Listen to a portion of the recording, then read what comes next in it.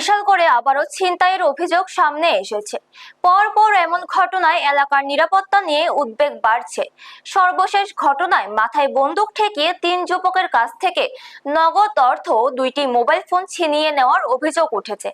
একই সঙ্গে তাদের বেধড়ক মারধর করা হয়েছে বলেও দাবি করেছেন আক্রান্তরা। ঘটনাটি ঘটেছে বিশালগড় থানার অধীন লস্কর চৌমুনি এলাকায়। আক্রান্ত 3 যুবক হলেন ইসমাইল মিয়া, নাজমুল হোসেন এবং আরিফ হোসেন।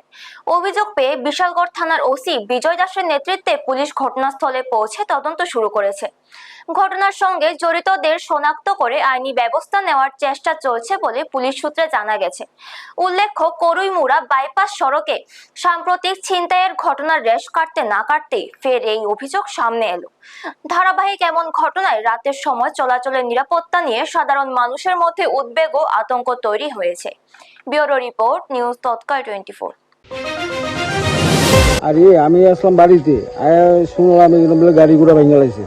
কোন নাম থেকে আইসে কোনখানে ফলাফল কইতে যাই না, আয়া শুধু কারণে পাইছি না, গাড়িটা ভাঙা পাইছি। আর যারা গাড়িতে আসলো তারা 2-1 জন পাইছি। কি গাড়ি আসছিল ওটা? এটা আলটু বুধ আলটু। আমি এখন বাড়ির থেকে আইছি, মনে করেন যে এই গাড়ির তেল শেষ হয়েছে, তেল আসল না গাড়ির ভিতরে, হঠাৎ করে তেল শেষ হয়েছে, আমি কইতে পারি না পুরান গাড়ি। তো মনে করেন আইয়া এনে তেল শেষ হয়েছে, ওই এনে যে আপনার মেলা টেলা যাওয়া এনে একটা রেস্টুরেন্ট আছে, হ্যাঁ ওর সামনে আসছিল। তো তেলের লেগে একটা লুক ফাড়াইছি, ফাড়ানি এই তেলটা গিয়ে আনতো গেছে লুকে। এরকম টাইমে কয়েকটা ফলাই নিয়েছে একটা গাড়ি লিয়ে, একটু নাম্বারটা দেখতে পারছি না আমি।